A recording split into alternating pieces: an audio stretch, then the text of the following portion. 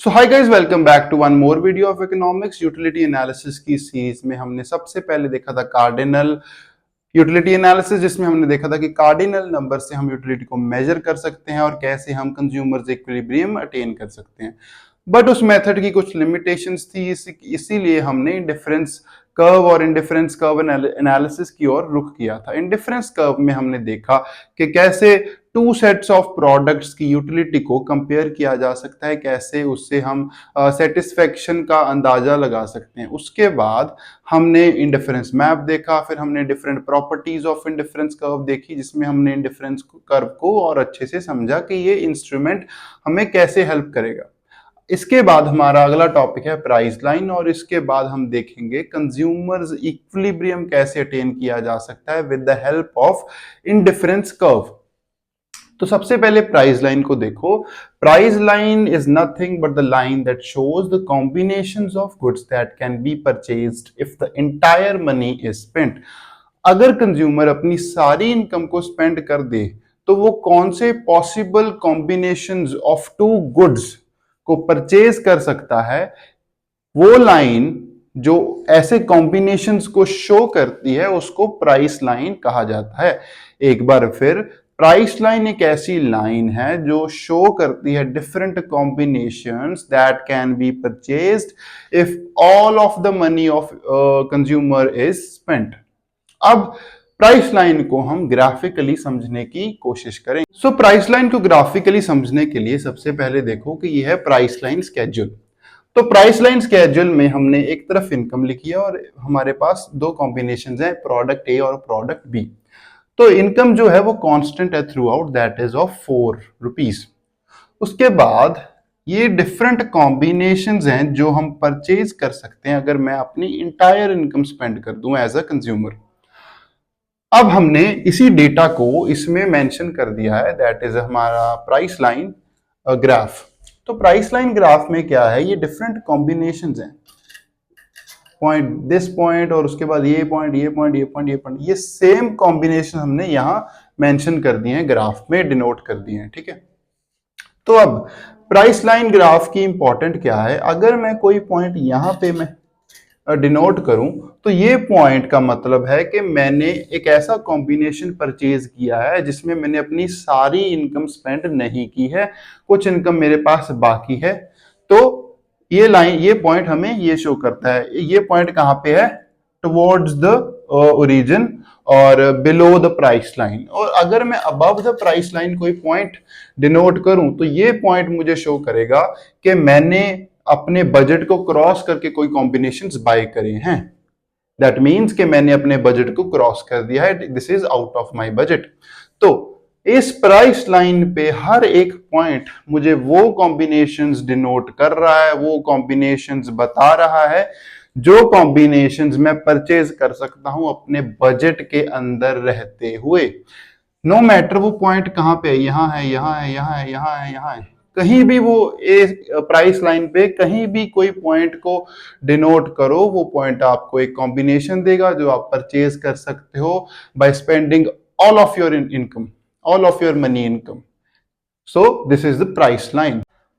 अगर मैं बात करूं slope of the price line तो वो क्या होगी, तो हमें पता है कि किसी भी स्ट्रेट लाइन की जो स्लोप है हर एक पॉइंट पे वो कांस्टेंट रहती है, और उसका फॉर्मूला क्या होता है, that is y2 minus y1 x2 minus x1।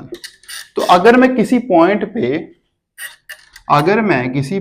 पे स्लोप निकालने की ट्राई करूं, फॉर एग्जांपल अगर मैं इस पॉइंट पे ट्राई करूं, दैट इज 4 2, ठीक है, अगर इस चेंज के लिए मैं स्लोप निकालूं तो वो क्या होगी, 4 minus 2 divided by 2 minus 3, and my answer would be 4 minus 2 2, 2 minus 3 1, and my answer is minus 2. And you know why there is a negative sign here, why my slope is negative, because the line is sloping downwards, because the line is sloping downward, that's why I have a negative slope. So एक तो ये वे है slope निकालने का, ये एक traditional way है, but इस चैप्टर में जो स्लोप का फॉर्मूला दिया गया है वो है slope is equals to price of x by price of y। ठीक है, तो अब हमें देखना है कि इस फॉर्मूले से जो मैं स्लोप निकालूंगा वो क्या इस फॉर्मूले के इक्वल है। अगर वो इक्वल है तो ये फॉर्मूला क्या है, करेक्ट है। तो इस फॉर्मूले से अगर मुझे स्लोप निकालनी है तो मुझे क्या करना होगा, प्राइसेस को डिवाइड करना होगा। तो what is the price of commodity A? The price of commodity A is 0.1, sorry it is 1 and this is 0.5। ठीक है, तो अगर मैं स्लोप को निकालूं इस फॉर्मूले से तो my slope would be P X and X पे मैंने किसको डिनोट किया है, कमोडिटी ए को, तो मेरा आंसर होगा 1/0.5 और नेगेटिव, इस फॉर्मूले में नेगेटिव साइन आएगा। ठीक है, तो इसको मैं क्या 2 के इक्वल लिख सकता हूं, यस, क्योंकि अगर मैं पॉइंट हटाऊं और 10 ऊपर चला जाए तो 5 2 10, सो आंसर इज -10। तो दोनों फॉर्मूले से जो आंसर आ रहा है वो सेम आ रहा है, सो दैट मीन्स कि हम इस फॉर्मूले को यूज कर सकते हैं। So this is the slope of price line. Now let's have a look what are the properties of price line. ठीक है, तो सबसे पहली प्रॉपर्टी क्या है, प्रॉपर्टी का मतलब कि मुझे प्राइस लाइन से क्या इनसाइट्स मिलती हैं। ठीक है, तो सबसे पहली इनसाइट क्या है, आप खुद ढूंढने की कोशिश करिए। तो सबसे पहली जो इनसाइट क्लियर कट हमें दिख रही है वो है कि it is a straight line, it is a straight line. So price line will always be a straight line, never a curve or anything else. ठीक है, the second is, और क्या insights हम इससे निकाल सकते हैं। So can we say that it has a negative slope, because हमने अभी इसकी slope निकाल के देखी थी, that was -2, तो yes it has a negative slope। Third insight क्या निकाल सकते हैं इसी से, हमने अभी देखा था what is the slope of price line. ठीक है, तो एक तो हमने ट्रेडिशनल मेथड देखा था और एक हमने देखा था जो इस चैप्टर में हमने जिससे करना है, that is minus price of X divided by price of product Y. तो this is the third property कि इसकी स्लोप हम इस फॉर्मूले से निकाल सकते हैं। So fourth property is little complicated, तो आप समझने की कोशिश करिए कि एक स्ट्रेट लाइन की स्लोप हमें क्या डिनोट करती है, क्या शो करती है। तो एक स्ट्रेट लाइन की स्लोप हमें बताती है वो कितनी स्टीप होगी। ठीक है, तो एक नेचर बताती है किसी लाइन का। तो अगर इस दो लाइनों की स्लोप सेम है, that means the lines are parallel. आप जितनी भी पैरेलल लाइंस इस लाइन के बना सकते हो, आप बनाओ, उन सब की जो स्लोप होगी वो सेम होगी, कांस्टेंट होगी। ठीक है, so if two lines are parallel their slopes are equal. तो अब फोर्थ प्रॉपर्टी ये कहती है कि अगर एक और एग्जांपल लें, इस प्राइस लाइन को अगर आप भूल जाओ, एक और एग्जांपल हो जिसमें दो प्रोडक्ट्स हैं जिनका प्राइस इस प्राइस लाइन के जितना ही है। ठीक है, जिनका प्राइस इन दो प्रोडक्ट्स के जैसा ही है, सेम प्राइस है। इसका प्राइस कितना है 0.5 और इसका 1। तो जो हम नई एग्जांपल ले रहे हैं उसमें भी प्राइस सेम है, but income of the consumer is more. ठीक है, वो कोई और कंज्यूमर है, उनकी जो इनकम है वो ज्यादा है थोड़ी सी। तो क्या होगा अगर income of consumer is more, तो ये होगा कि अब हमने लॉ ऑफ डिमांड में देखा था, जब income of the consumer increases simultaneously quantity demanded also increases. अगर मेरी इनकम बढ़ गई है तो जो क्वांटिटी में पहले डिमांड कर रहा था किसी प्रोडक्ट की, अब मैं उससे ज्यादा करूंगा। ठीक है, मेक सेंस। तो अब अगर income of the consumer has increased और if the income is more, तो मैं दोनों क्वांटिटीज ज्यादा डिमांड करूंगा, तो मेरी जो प्राइस लाइन है वो थोड़ी ऊपर को शिफ्ट हो जाएगी, बट वो क्या होगी, पैरेलल होगी। क्यों पैरेलल क्यों होगी, क्योंकि स्लोप में तो कोई चेंज नहीं आ रहा, और अभी हमने देखा था दो लाइनों की अगर स्लोप सेम है तो वो पैरेलल होगी। ठीक है, तो स्लोप में क्यों चेंज नहीं आ रहा, हम कैसे कह सकते हैं अगर इनकम बढ़ गई, अगर इनकम ज्यादा है किसी कंज्यूमर की तो उसकी प्राइस लाइन इस लाइन के पैरेलल होगी while the prices are same.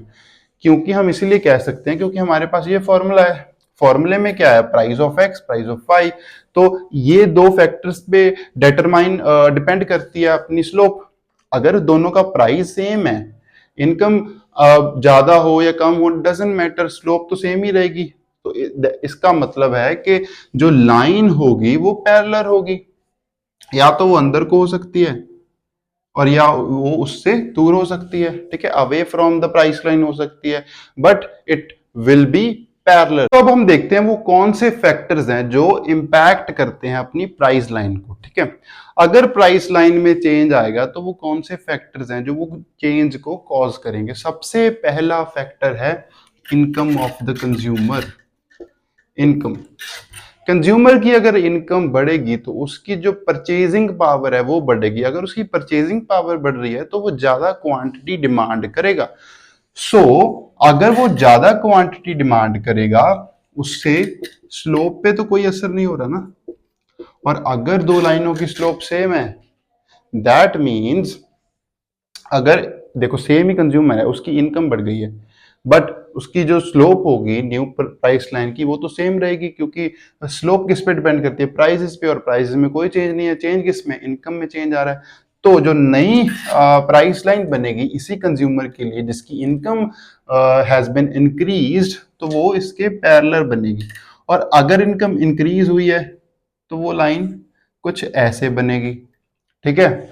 और अगर इनकम कम हुई है तो वो क्वांटिटी डिमांडेड कट ऑफ कर देगा, और अगर क्वांटिटी डिमांडेड कम हो गई तो वो वही प्राइस लाइन अब टुवर्ड्स द ओरिजिन शिफ्ट हो जाएगी, but they will be parallel to each other.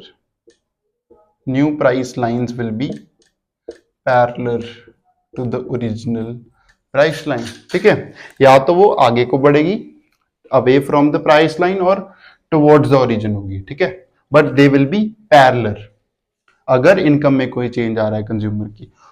और अगर प्राइस में कोई चेंज आ रहा है, अब प्राइस में दो तरीके से चेंज आ सकता है, ठीक है। तो प्राइस में दो तरीके से चेंज आएगा। अगर तो दोनों का प्राइस चेंज हो गया, दोनों प्रोडक्ट्स का प्राइस चेंज हो गया, तो कैसे चेंज आएगा वो भी हम देखेंगे। और अगर सिर्फ एक प्रोडक्ट के प्राइस में शिफ्ट हुआ है तो प्राइस लाइन में कैसे शिफ्ट आएगा वो भी हम देखेंगे। तो अगर सबसे पहले अब हम देखते हैं, अगर दोनों में चेंज आ जाए, दोनों प्राइसेस में चेंज आ जाए, अगर दोनों प्राइसेस कम हो गए तो प्राइस लाइन क्या होगा। अगर देखो हमने लॉ ऑफ डिमांड में देखा था, थ्योरी ऑफ डिमांड में जब हमने लॉ ऑफ डिमांड किया तब हमने देखा था अगर own price of product increase करता है तो क्वांटिटी डिमांडेड कम हो जाती है, और अगर own price of the commodity कम हो जाता है तो क्वांटिटी डिमांडेड बढ़ जाती है। तो अगर दोनों का प्राइस कम हो गया तो क्वांटिटी डिमांडेड क्या होगी, बढ़ जाएगी। अब वो उसी अपनी रियल इनकम में ज्यादा परचेज कर पाएंगे, ज्यादा डिमांड करेंगे, तो price line will shift away from the original price line, ठीक है। So this will be the new price line if price decreases दोनों का। और अगर अब दोनों का प्राइस बढ़ जाए तो क्वांटिटी डिमांडेड वो कम कर देंगे, कट ऑफ कर देंगे, ठीक है। अगर महंगाई होगी तो अब आप क्वांटिटी कम डिमांड करोगे ना, तो अगर वो कम डिमांड करेंगे तो टुवर्ड्स द ओरिजिन मूव हो जाएंगे। बट अब आप एक चीज नोटिस करो कि ये लाइंस भी पैरेलल हैं। ये लाइंस क्यों पैरेलल हैं, अब तो प्राइस में भी चेंज आ गया है, ठीक है। ये जो हम चेंज की बात कर रहे हैं, हम अज्यूम कर रहे हैं कि जो चेंज आ रहा है ये प्रोपोर्शनेट चेंज आ रहा है, इक्वल चेंज आ रहा है। कैसे इक्वल चेंज आ रहा है, देखो फॉर एग्जाम्पल पहले प्राइस का 1 था और इसका 0.5 था, ठीक है, यही बनेगी स्लोप। अब 50% चेंज आया दोनों में, इसको कहते हैं प्रोपोर्शनेट चेंज, ठीक है, पर चेंज विद सेम प्रोपोर्शनेट। अगर इसमें 50% चेंज आया और इसमें भी 50% चेंज आया, इसको कहते हैं change with the same proportionate. देखो दोनों में 50% का चेंज आ रहा है, ऐसे नहीं है कि इसमें 50% ही चेंज आया और इसमें 20% चेंज इसमें 20% ही चेंज आया, इसमें 50% चेंज आ गया, ऐसा नहीं है। दोनों में सेम चेंज आ रहा है, सेम प्रोपोर्शनेट चेंज आ रहा है। तो अब क्या देखते हैं, क्या स्लोप में कुछ चेंज आएगा कि स्लोप सेम रहेगी। सो अगर इसमें चेंज 50% आया है तो 50% कितना होगा, 50/100, 0.5, इसको भी 50/100 कर सकते हैं, ठीक है। और इसको ऐसे काट दें, अगर तो आपने को कैलकुलेशन नहीं करनी है तो इसको सीधा ही काट दो। स्लोप क्या है, फिर सेम है, और अगर स्लोप फिर सेम है तो लाइंस क्या होंगी, पैरेलल होंगी। तो हम कह सकते हैं कि अगर इक्वल प्रोपोर्शनेट चेंज आए दोनों कमोडिटीज में तो जो न्यू प्राइस लाइन होगी वो पैरेलल होगी, और अगर प्राइस में इंक्रीज हुआ है तो टुवर्ड्स द ओरिजिन मूव करेगी प्राइस लाइन, और अगर प्राइस कम हुआ है तो away from the original price line movement होगी। सो अब थर्ड फैक्टर देखते हैं जिससे प्राइस लाइन शिफ्ट करती है, ठीक है। तो हमने देखा था कि प्राइस में दो तरीके से चेंज आ सकता है। तो अगर price of one commodity only, price of one commodity changes, अब दोनों के प्राइस में चेंज नहीं आ रहा है, सिर्फ एक प्रोडक्ट के प्राइस में चेंज आ रहा है, ठीक है। तो देखते हैं कैसे मूवमेंट होगी। तो this is our original price line. अब सिर्फ बी प्रोडक्ट के प्राइस में चेंज आया है, और क्या होगा, कम हो गया प्राइस, इसका प्राइस क्या हो गया, कम हो गया। क्वांटिटी डिमांडेड क्या होगी, बढ़ेगी। अगर क्वांटिटी डिमांडेड बढ़ेगी तो मूवमेंट होगी away from the original price line. But a में कुछ चेंज नहीं आया, ए का प्राइस उतना ही है, पर इसमें तो कोई क्वांटिटी डिमांडेड में कुछ भी चेंज नहीं आएगा, क्वांटिटी डिमांडेड में कुछ भी चेंज नहीं आएगा। तो इसको हम यहीं रखेंगे, और चेंज किस में आएगा, सॉरी ब्लैक बोर्ड थोड़ा छोटा है, ठीक है। तो you can match these lines here with the x line, ठीक है। तो अब ये ऐसे चेंज आया क्योंकि सिर्फ बी का प्राइस कम हुआ, ए का प्राइस तो उतना ही है। अब मैं बी की क्वांटिटीज ज्यादा डिमांड करूंगा, मेरा जो बजट है वो थोड़ा सा बढ़ गया, ठीक है। मेरी परचेजिंग पावर थोड़ी सी बढ़ गई, बजट तो उतना ही है, परचेजिंग पावर बढ़ गई क्योंकि प्राइस कम हो गया एक प्रोडक्ट का। तो अब ये ऐसे मूव करेगी। अब क्या स्लोप में चेंज आएगा, यस स्लोप में चेंज आएगा। देखो कैसे, स्लोप का फॉर्मूला क्या है, P X by P Y. तो अब एक में चेंज आ गया, पहले इक्वल प्रोपोर्शनेट चेंज आया था तो हमने उसको काट दिया था। तो अब हम काट नहीं सकते क्योंकि चेंज इसमें आया, इसमें नहीं आया, ठीक है। एक में चेंज आया, एक में नहीं आया, तो स्लोप में भी चेंज आएगा। और यू कैन सी कि ये दो लाइनों में जो स्लोप है वो डिफरेंट डिफरेंट है।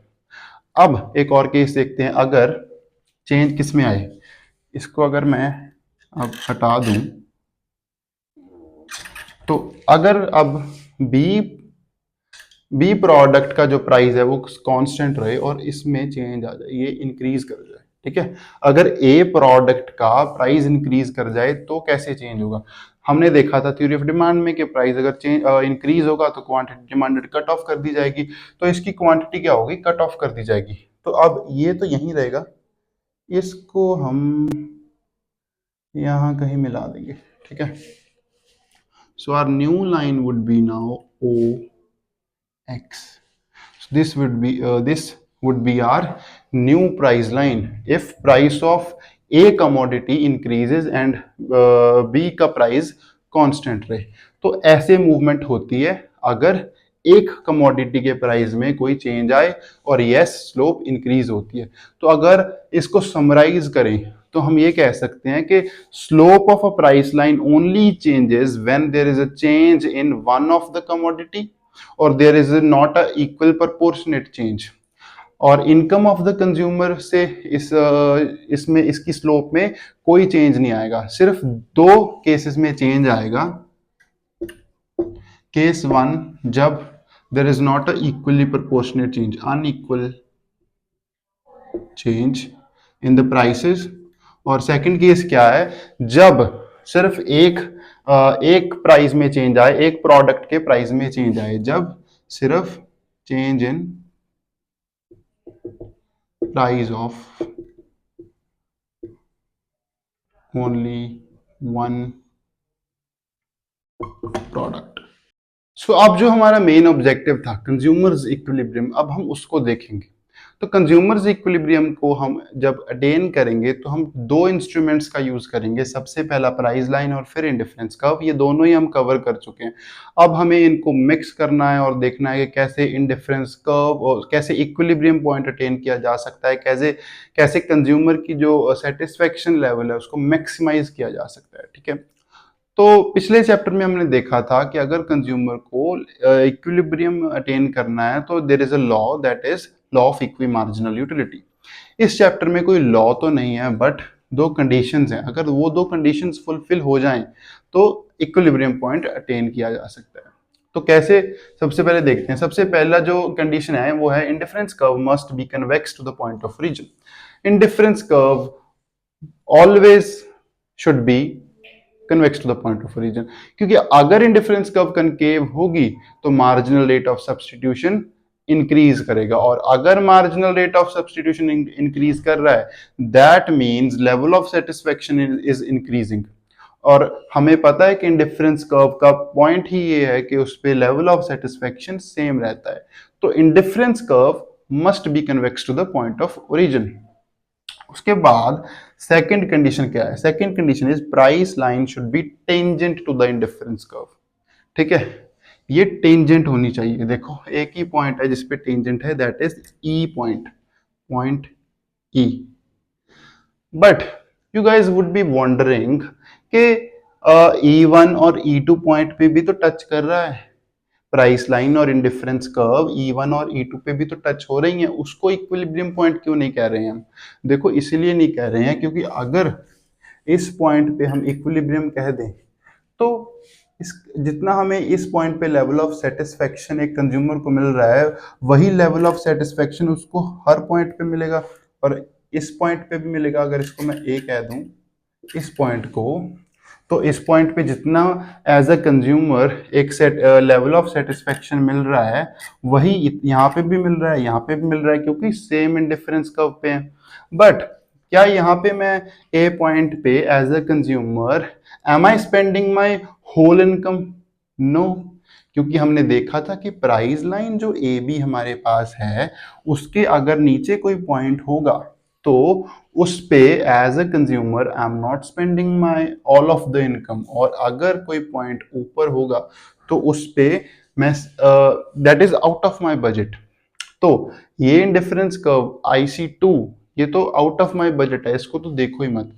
बट जो ये वाली इंडिफरेंस कर्व है दिस इज नॉट यूजफुल, और दिस पॉइंट E1 और E2 are not useful because here as a consumer I am not spending my all of the income। तो मैं कहाँ पे स्पेंड कर रहा हूँ? यहाँ पे मैं अपनी सारी इनकम स्पेंड कर रहा हूँ एज अ कंज्यूमर। ठीक है, तो this point should be equilibrium point because I am spending my all of the income and level of satisfaction is also higher than this indifference curve IC3. So these were the two conditions to attain the point of equilibrium, and this is consumer's equilibrium where a consumer is getting maximum satisfaction out of his limited income। तो यहाँ पे एक और important चीज की और ध्यान देना पड़ेगा कि सेकंड कंडीशन हमने क्या देखी थी इक्विलिब्रियम पॉइंट की, दैट वाज कि the price line should be tangent to indifference curve. ठीक है, उसका मतलब तो यही है ना कि slope of price line should be equal to slope of indifference curve. यही मतलब है ना, क्योंकि अगर किसी एक पॉइंट पे स्लोप तो सेम होती है और अगर उस पॉइंट पे दोनों लाइनें एक लाइन और एक कर्व मिल रही है तो slope of price line, slope of line and slope of curve must be equal. तो यहाँ पे slope of price line is equals to slope of indifference curve, इतना हमें पता है। तो स्लोप ऑफ प्राइस लाइन क्या होती है?